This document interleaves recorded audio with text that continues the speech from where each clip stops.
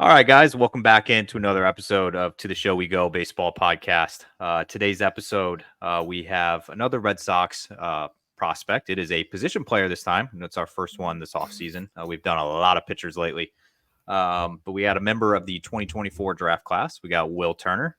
Will, I always like to start these things just with a I can't say layup because it's about the basketball term with Ehrlicher, but how has your offseason been? I know you've obviously been off for around a month now. So how have things been treating you? It's been great. I'm down here in Fort Myers at the complex. They got me doing the off-season training program down here, so it's super cool being with all the staff and with all the guys. Makes it a lot more fun. Unfortunately, like Auburn for me is not. I don't have like a bunch of resources to, I guess, do what I want to do. And having the complex down here and having them invite me down here was super, super good for me, at least. So it's been great so far. Yeah. So you're from Auburn, Alabama, right? Yes.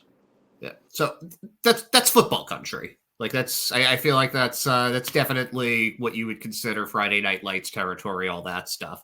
Did you grow up playing just baseball? Did you do football also? Like what was your, I guess as a kid, like what were your sports? I played football, basketball, and baseball growing up. I always tell people this, but I was a better football player until I was like 13 or 14. I always wanted to play football. I wanted to play football and baseball in college, but my mom made me quit playing football because she was so scared. And then the baseball offers started to come in as well. So she was like, "Yeah, you're just not going to play anymore." I'm still like a little salty about that because I think I might have been able to do something cool, but I feel like it ended up paying off. Yeah, something like that. Now, as Alabama, are you like Braves? Are you a Braves fan there? Like, which team did you root for as a kid? It's actually funny. I never really rooted for a major league team. I kind of always said that I'm going to be a fan of the team that drafts me, and so I'm a Red Sox. So, majority of people from Bama go for the Braves because they're so close to home. But there have been moments where I've cheered for the Braves just because when they were making their World Series run and stuff. And Atlanta's like my second home because I played there growing up during the summers and lived there during the summer. But I've never like claimed to be a Braves fan. I might have, but I'm a Red Sox fan. So, yeah. What about the Rocket City Trash Pandas? I actually never went to a minor league game growing up, I don't think. Oh, wow. Yeah. Yeah. So this season then was an entirely new experience for you. Yeah, 100%. Completely different experience than what I'm used to. I've played in minor league stadiums and of course like I've hit in big league parks, just BP and stuff, but playing in Greenville to start there, I feel like I'm a little bit spoiled because it's such a nice place and super beautiful field and locker room, clubhouse, just super nice. But crazy experience. Like the environment there is awesome. Like where I went to school, we'd have like maybe 2 to 5 games a year where we'd be like completely sold out. And that was when we would play like Alabama at home or like Southern Miss or Louisiana Lafayette, and the majority of the fans would be like the away team's fans. So it was pretty cool to have like close to 5,000 people cheering for your team. That was definitely a new experience that I enjoyed. Now you said a minute ago, or a couple minutes ago, that you would be a fan of whatever team drafted you. So how long have you known you were going to get drafted someday? Like when did you start thinking about that? Honestly, like as long as I can remember. It was just something that I have always felt since I was a kid. I kind of have this sense of purpose that this is what, this is a purpose that I'm supposed to fulfill is to be a big league baseball player. And, I've never had like any doubts about getting drafted or, playing in the big leagues or like going through the grind of the minor leagues. That's always been something that I've wanted to do and something that, I guess God instilled in me from when I was a kid to work towards. And it's been for as long as I can remember. Do you have any like brothers, sisters that are also athletes? No, no brother. My older brother is not. And my younger sister cheers. She's kind of athletic, but I'm the only really athlete in the family. My parents. What about your folks? My parents both were athletes, but not collegiate. My mom played a bunch of sports in high school, and then she played tennis like after college. But my dad was like an extreme sports athlete, like snowboarding, skateboarding. Oh, wow. Not professionally, but probably could have if he wanted to. But no, like I have like family members who have played in college, played football. Like we're a football family pretty much. But I think one of my grandfathers, my great grandfather on my dad's side played for Alabama or something like that, baseball. So, but other than that, I think I'm the only one. So you're kind of a trailblazer there then. What do your folks do for work? My dad's done everything, but now he works in corporate for Guthrie's Chicken Fingers. It's kind of I don't think they have it in the Northeast, but it's kind of like a Alabama, Georgia, Florida place. It's similar. It's like the original, like fried chicken and what you think of like Cane's. Guthrie's is like the first one. Oh yeah. That's very relevant for this specific show, and we'll get to that in a bit. But there is a fried chicken portion of this. I'm not kidding about that. Yeah, I'm a big. That was. But my dad does that, and then my mom, she's a therapist, so she has her own private practice, and she pretty much does like any type of therapy you can think of. So. Yeah. What do they think of you getting drafted? What was their because I guess if you were a high school player, I'm sure that there was some talk about it for you back then, but I guess like when you actually found out that you were being drafted by the Boston Red Sox, what was your family's reaction to that? And I guess how did you feel? Honestly, that was a super stressful day for me personally. Most stressful day of my life. Coming into my junior year, I was projected to go, pretty high. And, of course, the season turned out as it did, and that wasn't the case, but we were so thrilled. Like, I just needed the opportunity and, still to be able to go in the 7th round after the year that I had was truly a blessing. And to be able to go to the Red Sox is even better. Like after talking to them during the draft combine and, preseason meetings and things like that. My family, we were just ecstatic, like screaming, hollering, it was just a really cool moment. And, it was awesome. Yeah. It's so funny too, because this was a year where everybody was talking about how many pitchers they drafted, all these like 6'4", 6'5", just like Clydesdales. And then it's like you and Zach Earhart were the two outfielders that were taken. I guess Braden Montgomery obviously too, but like that must have been kind of like I feel like it's just usually it's a little more balanced than that. This is just like a big pitchers group and kind of a little position player group. Yeah, no doubt. A lot of pitchers really, but I feel like I'm the perfect fit. Like I felt like I was the perfect fit for what the organization wants for me and what I want for myself. And, that's something that I'm glad that I'm down here in Fort Myers because I'm able to work, specifically with the staff all the time. And it's so like hands-on and things like that. So, it's great. I feel like I've been hogging this for a bit, Parker. So you're up. No, I was just thinking you were talking about the draft class, and we had Shea Sprague on earlier this week, and he was kind of talking about like, it seemed the Red Sox have a type when they draft, especially their pitchers. He's like, I looked around, these guys were 6'5", 6'6", 230, 240. It's like all these guys are huge. Like, I saw you were listed at 6'1". Was it weird being one of the shortest guys there of the draft class? I mean, honestly, not really, because I've been around like tall people all my life. I've always like was short, and then I hit a growth spurt pretty late. But I kind of had a feeling going into this year that the pitchers are going to be big, like they're going to be huge regardless. And then you see like Peyton Tolley, who's like 6'6", 270. You're like, dude, that's a big dude. Like, that's a big dude. But it's different for sure. But I'm aware that position players aren't usually the tallest, but and pitchers usually are bigger because the big guys throw hard. So.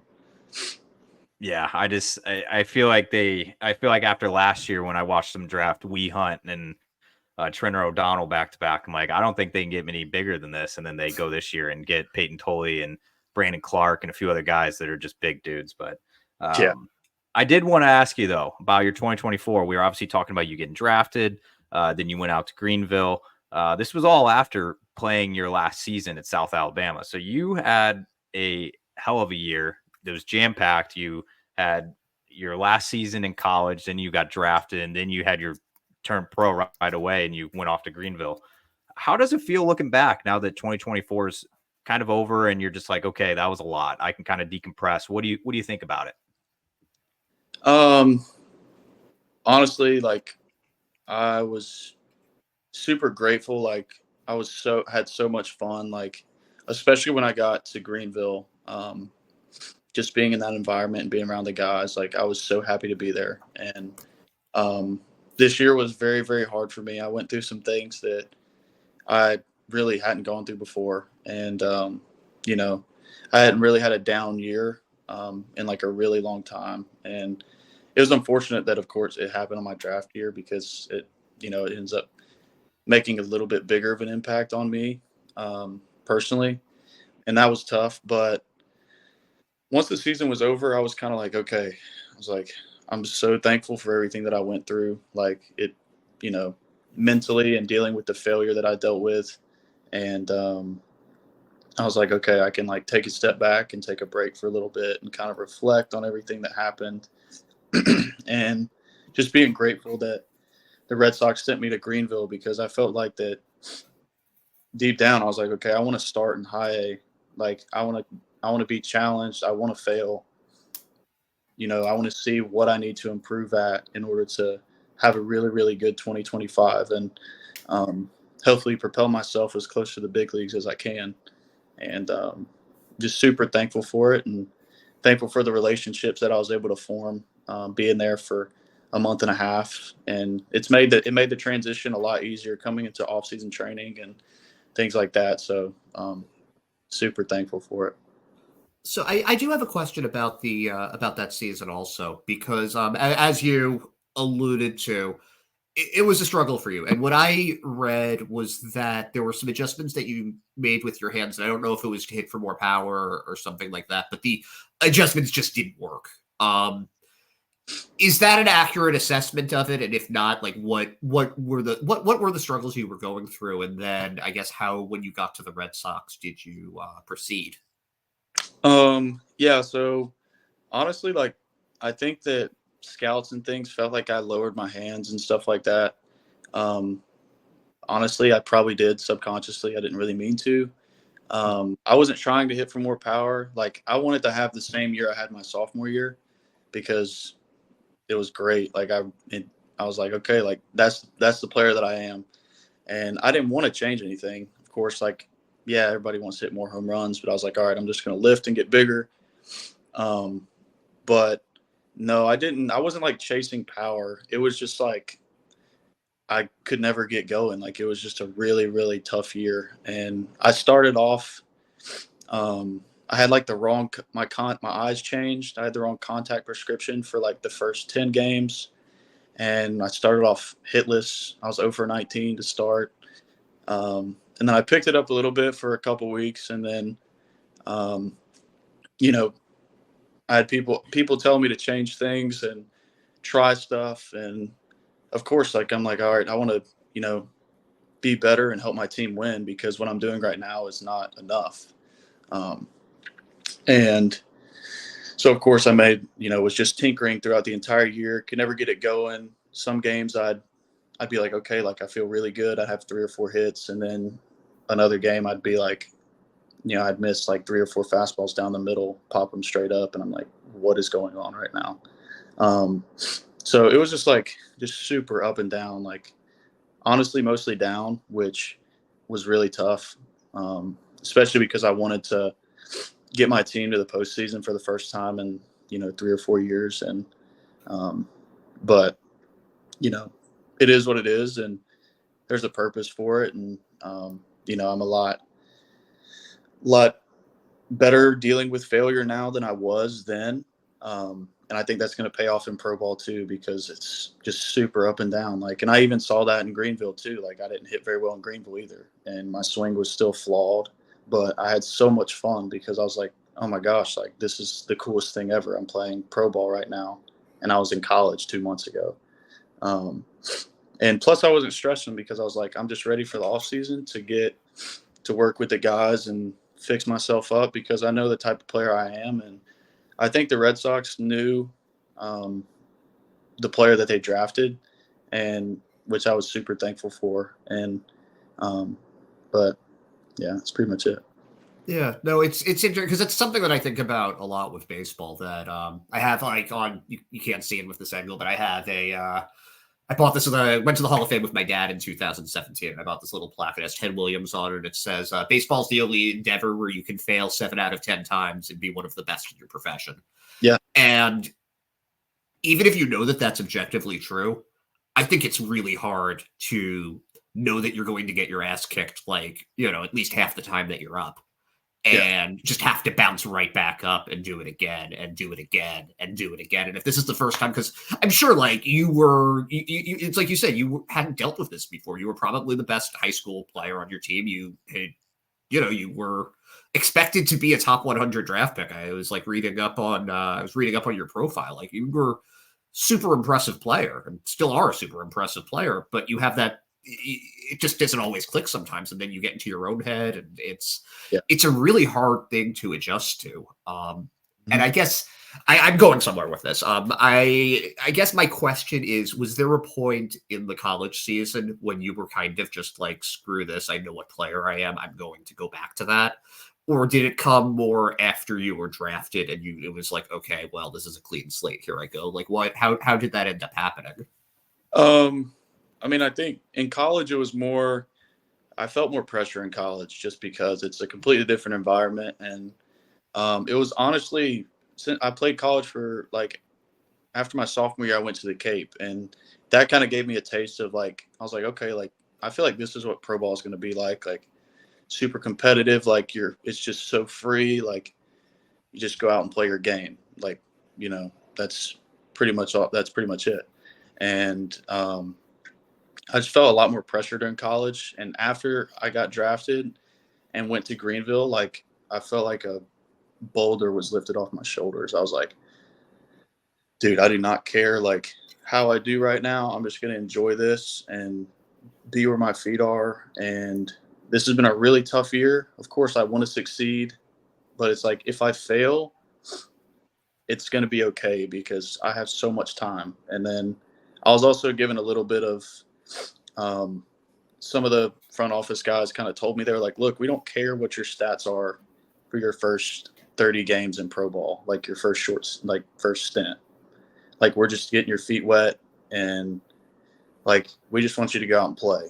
And that was a breath of fresh air for me, especially after what I'd gone through. And for them to tell me that was like, okay, like they know what I can do, and they aren't concerned with what happened this year.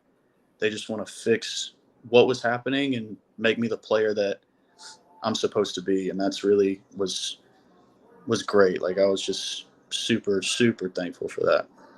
Yeah, like that must be a real vote of confidence. And also, it's like you're playing on house money. Like what you do, if they're telling you it's not going to make a difference, you can really just enjoy the moment while you're there, which must have been, especially coming from that. That's so interesting because you don't usually, at least from our perspective, I don't think about like college being more stressful and having more pressure on you than you would in the pros. But it makes a lot of sense because I'm sure you were thinking about the draft and you were thinking about how this was going to affect your future and everything. So that's really I wouldn't have thought that. That's really interesting.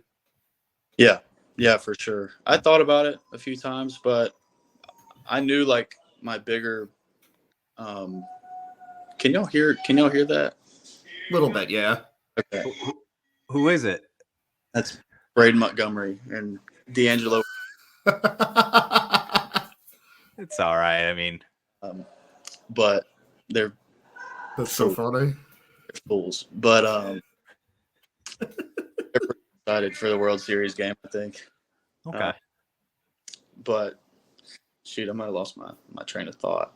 Oh no, I remember. I thought about the draft a little bit, but I knew I know what the end goal is and like where I'm going to be. And I know that was just a step, in order to get to the point where I want to be. Like I had to go through that at some point. I honestly rather would have gone through that my junior year than gone through that my first, full season of pro ball and been like, shoot, what do I do now? And they just paid me all this money and like I'm not performing. I feel like that would have put more stress on me than going through what I went through in college and coming into pro ball and being like having a chip on my shoulder and be like, I'm at the bottom of the totem pole again. Like I was a 7th rounder. Like I got to work my ass off to get to the big leagues. And that's kind of like what I've always lived by. That's how I've always been. And it was nice to, have that feeling again. I promise you, we'll definitely get this wrapped up so you can go join those guys at a good time. No rush at all. I'm good. I was you had mentioned that you had some talks with, some front office people and things like that. And obviously now that you're down in the complex and into your off season, what kind of things have they maybe been pointing you in the direction to of things that, like you're working on or things to work through? Like what have they kind of said to like, hey, we'd love for you to focus on this? Or has there been any talks like that with them? Yeah, absolutely. For me, it's just getting stronger, getting bigger, and hitting the ball harder and hitting the ball in the air. That's really the big main focuses for me. It's actually funny. The week that I went home to evacuate for the hurricane, I had a light bulb moment with my swing, and then whenever I got back to Fort Myers, my swing completely changed overnight, back to normal. And I was like, oh my gosh, this is what it's supposed to feel like. This is what it's always felt like. So now it's just cleaning that up and just making everything more consistent, just being super consistent in my work, with the ball flight, hitting the ball in the air to the pull side gap, hitting the ball hard, just for me, bat to ball isn't an issue for me. So they really just want me to work on swinging fast and hitting the ball harder and hit it hard in the air. So it's pretty simple. I've asked this question to a lot of pitchers because I feel like it's a lot of the focus lately with the Red Sox org is obviously all the driveline guys that have been introduced to the system for the development staff and all that. But as far as hitting goes, when you are working with Brian Abraham and his team, are there certain stats and analytics that they pay more attention to than that you probably weren't aware of or that are new to you since joining pro ball? Yeah, I think the majority of the advanced stats are new to me just because of where I came from. At South, we didn't really have resources like that. So getting introduced to ex-WOBA, that's a really, really big focus for us. It's hard hit batting average or something like that. I think end zone contact percentage is a big thing. But I've been introduced to a bunch of that stuff, but I don't focus on the numbers as much. I think xWOB is a great number because it's just like expected numbers almost. So like say if somebody's played in Salem, for example, that place is a graveyard. So like I think Nelly Taylor would be a good example. So like he hits a ball like 108, to right center that either gets caught or is like a double off the wall. Like that's a homer anywhere else. So it's like the xWOB on that swing is like super, super high. So like if it makes that swing 20 times, like there's like 100% chance that he's going to hit 20 home runs with that swing. So that's a pretty cool stat. And it also makes you feel better, like lining out or like hitting a ball really hard right at somebody. It's like, okay, like if I do that a lot, like I'm going to have success. So that's really like the only advanced number I look at most of the time. Yeah, I mean, it certainly adds a lot of nuance to it rather than just it being like, well, it's an out. Yeah. If it was a good, like, if I'm sure for you, on the box score, it's going to look one way, but for you, that's got to be a lot more helpful. Oh my gosh, yeah. But like, it also hurts whenever, like, you take, like, I had one swing in Greenville that it's like a 99% chance of being a hit and like a 95% chance of being a home run, and it was an out. So like, it can kind of work both ways too. It's like, dude, like that's a home run. Like that's the one, I just hit the 1% ball that didn't go out. But it was honestly kind of funny for me just because of the year I was having and stuff. It was like, well, I'm used to that. Right? Yeah. That's 2024, right? Yeah. But 2025 is going to be different. So I got all that stuff out of the way in 2024. So we'll turn it around. What are you looking forward to the most about your first pro spring training coming up? Honestly, just like experiencing it. Being around a bunch of big leaguers, I've kind of gotten a little bit of a taste of that already. Being here for the offseason, there's a few pitchers down here, no hitters though, and I'm super excited to be around some of the hitters, at least just like passing through or like in the weight room at the same time. And I know that like I'm not gonna be around them a lot, but there's a lot of guys on that team who like I look at and I'm like, okay, like I really like the way that they play. I really like, the swings they take, how they think. Like that's going to be interesting. I've never really been a guy that's like gotten starstruck ever. But I think it's definitely going to be like a kind of surreal moment to be like, okay, like this is for real, like seeing those guys be like, that's where I want to be one day. And, picking their brain if I can. And, just getting advice from those guys who have been through the grind and been through the struggle. And, that's honestly what I'm really excited about. All right, Ed, I think we're getting towards the portion of the show where we're going to fire off over the lightning round. We're going to the lightning round. All right. Yeah. We need like a special effect for that. We're like with lightning or something. I don't know. I don't know who we can talk to make that, but I'll workshop. I'm going to workshop that. All right. I've gotten the same answer for this question like every time, but what do you like to do in your off time? Honestly, I like to shoot my bow. Oh, cool.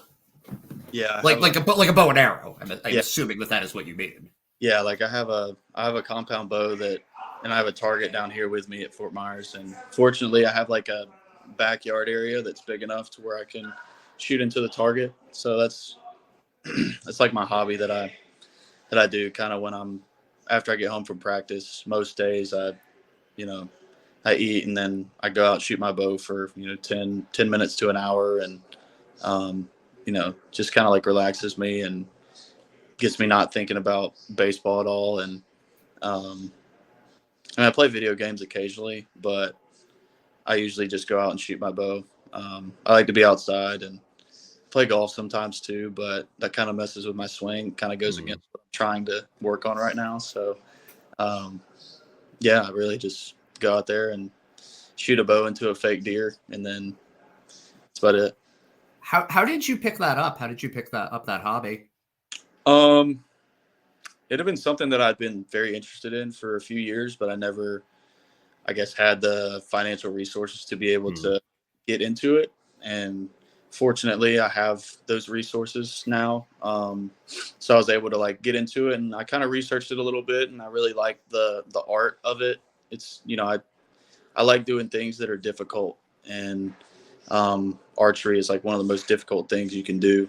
So, and it's like super good for your mind. It kind of just teaches you how to like control your breath and like be steady and focus on like what you want to focusing on the target. And I feel like that can translate, to baseball as well. But sounds a little bit like hitting, yeah. In a way, but it's just being relaxed and letting the bow do the work for you. And I mean, it's the same thing, like being relaxed and letting the bat do the work for you. It's kind of the same thing. I've never really thought about it until now, but I've been too worried about just making sure my arrow goes into the target and not somewhere else. But yeah, that's pretty much it. So I feel like I can ask you this just because I have I have a name that is in a movie. Yep. Have you seen the Pirates of the Caribbean movies? I saw them a really long time ago, but I have not watched them since. But I do have something. I know, and I saw like some of the Twitter stuff after I got drafted. Like there's a lot of Will Turner stuff on there, Pirates of the Caribbean, and when I get to Fenway one day, I think I'm gonna make my walk-up song the Pirates of the Caribbean thing. Oh, you got to do it. You got to do it. That's amazing. I feel like that'd be pretty cool. So that's the first time I've told anybody that. So I didn't want to like spoil it, but sorry. That's incredible. I kind of I was telling Ed before you hopped on, I'm like, he might hate it so much because he's like, he hears about it so much where he's like, come on, man, like kind of tired of that joke or something, but that's pretty cool. Yeah. I kind of like it though. It's like, honestly, for me, it's kind of weird, but like there's a little bit of motivation behind it because like, I kind of want people, when they think of Will Turner, I want them to think of me first. I don't want them to think of Orlando Bloom. So, and like growing up, like in college, looking up your name on Safari and stuff like that. Me just seeing Orlando Bloom on my entire. I want to be like the first Wikipedia page up there, and then it's Orlando Bloom. So, it's funny. Like at this point, I'm just so used to it. It's funny. Like one of my strength coaches calls me like Bootstrap, and just yeah. All right. Well, that gets on my nerves a little bit, but okay.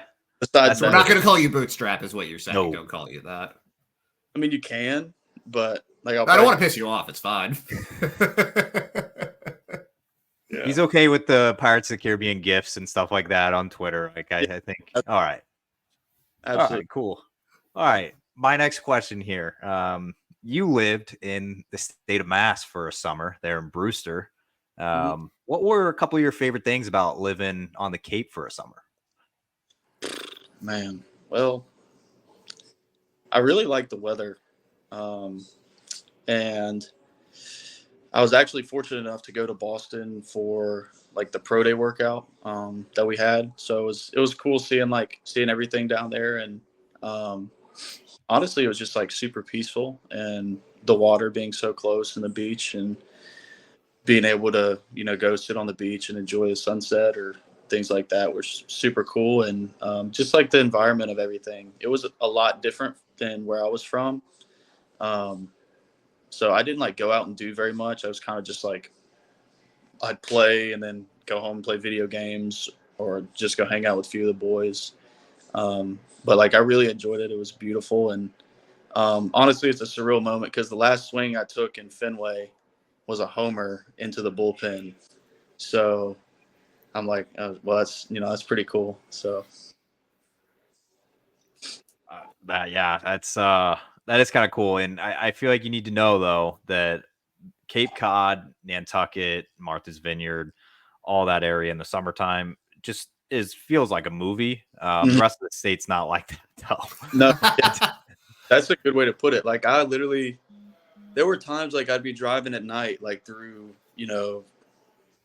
like Falmouth or like Chatham, and I'd be like, dude, I feel like I'm in like horse and buggy times right now. Like there's no light. like the streets are super tight. I'm just waiting for like a dude and a horse and a carriage to come out of the wood. But yeah, it was awesome though. Yeah, it's that time of the year in the summer, man. I mean, there's a reason why the bridge traffic is so bad on a Friday or a Sunday going back. So yeah. There's also a reason that the Cape Cod League plays in the summer and not November. It's not as nice in the fall. Well, depends on the time because the fall can be really nice. Not good baseball weather though. Yeah. Right. Yeah, absolutely. Um, Ed, I got 2 food related questions left. I don't know what you got. Okay, I got a non-food related one. So we so not really a Pirates of the Caribbean guy. Are you a movies guy or a show guy? I'm a big movie guy. I'm kind of both, but like I'm an avid movie watcher. Do you have any favorites? I have a few. Hold on, let me see if I can think of one. I really like every movie that Denzel Washington's in. Like all of his movies are like super good. I'm a big like Equalizer fan. Training Day, I'm a big Training Day fan. American Gangster.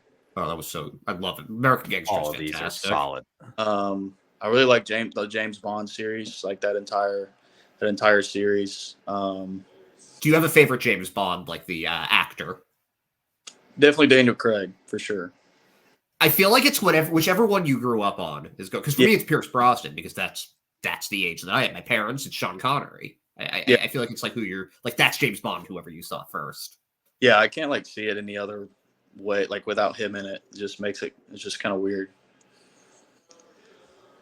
I almost feel like that's for me too, and I'm closer to your age, Ed. I don't know, but no, but I think Daniel, you were at the beginning of Daniel Craig. He had like a long tenure because I remember that I was in high school when Casino Royale came out, so okay. that would have been the first. You were a couple of years younger than me, so you would have been like junior high or something. Then I don't know. I'm old. Yeah.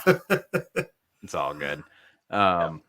What about shows? Because we asked this question to a lot of guys, and like what kind of show? What show is something you're watching or something you've liked that you've watched recently? And 85% of the guys said Suits. Have you seen Suits? I watched Suits for a little bit, but I got bored. That's fair. I'm a big Peaky Blinders fan. Oh, interesting. Big Peaky Blinders fan. Shoot. I've watched so much stuff, like I just forget. But Peaky Blinders. Shoot. I can't think of like another good series. Oh, I really like Yellowstone. I don't know if y'all seen that, but that's like yeah. That's like up there. It's like Peaky Blinders, Yellowstone. Like Reacher, I watched that. But those are I can't think of any more, but those are like probably up there in my top 10 for sure. You went to Peaky Blinders very quickly, so I feel like that's the top pick. That's number 1 for sure. Like best show I've ever watched in my life. It was awesome. All right, I have 2 food ones left, and then I don't know if Ed's got anything, but we can let you slide and know the guys are waiting for you. I doubt that. They probably forgot about me, honestly. Okay. All right. Well, you preluded to this question earlier. We said it would get to fried chicken eventually, and it is now. So we did a lot of these interviews last offseason with guys all around the Red Sox system and even some other orgs. And I asked this question to every single guy. So I'm curious what your input is, but I'm almost going to rule out that you can't say a place, though, that your family works at for this question. What? You can say a place that your family works at. All right, fine. All right, I'll allow it. You want him to get disowned? Like all right, fine. I'll allow it. All right. So my question is, you are going to go get some lunch at a fast food fried chicken place, and every single place is an option. It's got to have a drive-through, every single place. Where are you going? Okay. So I'm going to go, I'm going to go to Guthrie's, but I'm going to say that because that is like my true answer. And I have a reason behind that. So my thing is So Guthrie's was the original chicken finger place. And like one, it's like super close to my house in Auburn. So it's like super accessible and it's open like all night. But so Guthrie's was like the original place, and Canes and Zaxby's, the guys that founded that, worked for Guthrie's. And interesting. They tweaked the recipes of like the chicken and the fries a little bit. And of course Canes has like the oval toast or whatever. And Guthrie's has like normal square toast and stuff like that. So like I'm big on like going to like the original place because I think it's the best in my opinion. And plus Guthrie's has the best sweet tea by far too. So and that's big. That's a big thing for me. So I gotta say Guthrie's 10 out of 10 times. But if Guthrie's isn't available just because Guthrie's isn't available, I mean I'd probably go to Cane's. It's all good. Zaxby's is obviously far superior, but it's all right. I have to try Guthrie's. I just like I have to try Chicken Express. I know Hunter Dobbins talked that up a lot. So Chicken Express had really good sweet tea. It was interesting. I went to San Antonio with my dad earlier this year, and Hunter Dobbins had been hyping up Chicken Express so much. Like we passed one on the highway, and I was like, okay, like we're stopping there. Gotta try it. Yeah, the chicken was good. I wouldn't say it was like 8 out of 10. The sweet tea was amazing though. The sweet tea was like, and I think that it might just be being from the Northeast where like, you know, like it's just not the same thing. But that was like, I remember him being like, yeah, no, it's going to literally knock you out of your shoes. And yeah, that is actually what happened. That was real good. So what's so good about the Guthrie sweet tea? It's just like being from Alabama, it's sweet tea is like a big deal in the South.